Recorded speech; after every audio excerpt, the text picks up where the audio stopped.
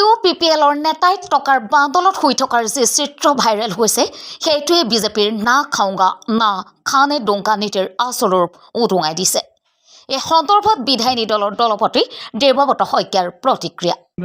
মই ইতিমধ্যে সামাজিক মাধ্যমত গোটেই কথাখিনি দেখা পাইছোঁ আৰু মই মুখ্যমন্ত্ৰী মহোদয় আৰু DGP মহোদয়ৰ সামাজিক মাধ্যম যোগেদি দৃষ্টি আকৰ্ষণ কৰিছোঁ যে না খাওঁগা না খানে ডোংগা তেনে এটা শাসন চলি থাকোঁতে কেনেকৈ তেওঁলোকৰ সহযোগী এজন VCDCৰ সভাপতিয়ে এনেকৈ টকাৰ ওপৰত হ'ব পাৰে।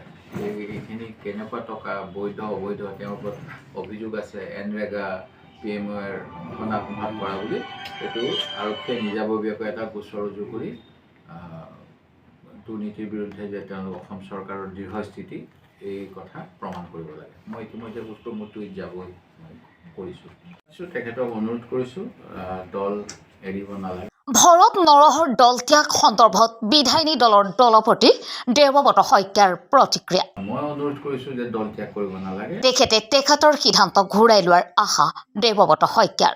তেওঁ খুব প্ৰকাশ কৰিছে তেখেতৰ পত্নীয়ে সাংসদ হ'বলৈ মনোনয়ন বিচাৰিছিল আমাৰ দলৰ পৰা। দলে বিভিন্ন কাৰণবশত বোধ কৰোঁ দিব পৰা নাই আৰু সেই গতিকে তেখেতে দল ত্যাগ কৰিছে। আমি নিশ্চিতভাৱে তেখেত এজন জ্যেষ্ঠ নেতা।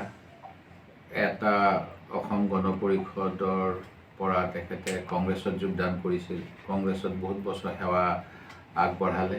কংগ্ৰেছেও তেখেতক স্বীকৃতি দিলে। তাৰপিছত এতিয়া কংগ্ৰেছৰ কিছু বেয়া দিন চলি আছে। কংগ্ৰেছৰ ভাল দিন আহিব। এই প্ৰাক মুহূৰ্তত তেখেতে যাতে দল ত্যাগ নকৰে সেইটোৱে অনুৰোধ কৰিছোঁ। যুদ্ধ হ'ব, যিটো ৱাক অভাৰ কৈছিলে আগতে বা কিবা কিবি কৈছিলে, যুদ্ধ কৰিম কাৰণেই গৌৰৱ গগৈক আমি উজনিলৈ লৈ আহিছোঁ। গৌৰৱ গগৈৰ প্ৰাৰ্থিত্বৰ সন্দৰ্ভত বিধায়িনী দলৰ দলপতি দেৱব্ৰত শইকীয়াৰ প্ৰতিক্ৰিয়া। কংগ্ৰেছ দলৰ তথা বিৰোধী ঐক্য মঞ্চৰ ইচ্ছা আছিল গৌৰৱ গগৈ উজনিৰ পৰা নিৰ্বাচন খেলিব লাগে। সেয়েহে কংগ্ৰেছৰ সকলোৱে ঐক্যবদ্ধ হৈ তেখেতৰ বিজয়ৰ বাবে প্ৰচেষ্টা আগবঢ়াই যোৱাৰ পোষকতা দেৱব্ৰত শইকীয়াৰ। সভাপতি ভূপেন বৰা ডাঙৰীয়াই দিয়া মন্তব্যৰ সন্দৰ্ভত দেৱব্ৰত শইকীয়াই প্ৰতিক্ৰিয়া প্ৰকাশ।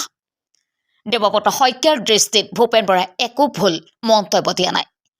কংগ্ৰেছ দলৰ হৈ যিয়ে নিষ্ঠা সহকাৰে কাম কৰে তথা দলৰ হাইকমাণ্ডৰ নিৰ্দেশ মতে দলৰ সভাপতি বা মুখ্যমন্ত্ৰীৰ প্ৰাৰ্থী বনোৱা হয়।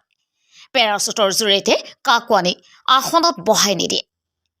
নাজিৰাৰ পৰা দিলীপ হাজৰিকাৰ ৰিপৰ্ট, অসম ৰিপৰ্ট। আৰু তেখেতে উজনিত ইচ্ছা প্ৰকাশ কৰিছিল, যোৰহাটৰ পৰা মনোনয়ন বিচাৰিছিল। দলে তেওঁৰ ইচ্ছা পূৰণ কৰিছে আৰু অখিল গগৈ ডাঙৰীয়া, কনক গগৈ ডাঙৰীয়া, সাধাৰণ জনগণে যেনেধৰণে যোৱা সময়ছোৱাত সামাজিক মাধ্যমত বিভিন্ন ধৰণেৰে গৌৰৱ গগৈক আহ্বান জনাইছিল, দলে তাৰ প্ৰতি সমৰ্থন জনাইছে। মই দলৰ শীৰ্ষ নেতৃত্বক ধন্যবাদ জনাইছোঁ আৰু আমি যুদ্ধ কৰিব। নিশ্চয় আমাৰ দলত এনেকুৱাই পৰম্পৰা হয়, পেৰাচুটেদি কাকো আনি দিয়া নহয়। দলৰ সংগঠনৰ যিসকলে কাম কৰে তেখেতসকলকে মুখ্যমন্ত্ৰীত্বৰ পদবীত আগবঢ়াই দিয়া হয়।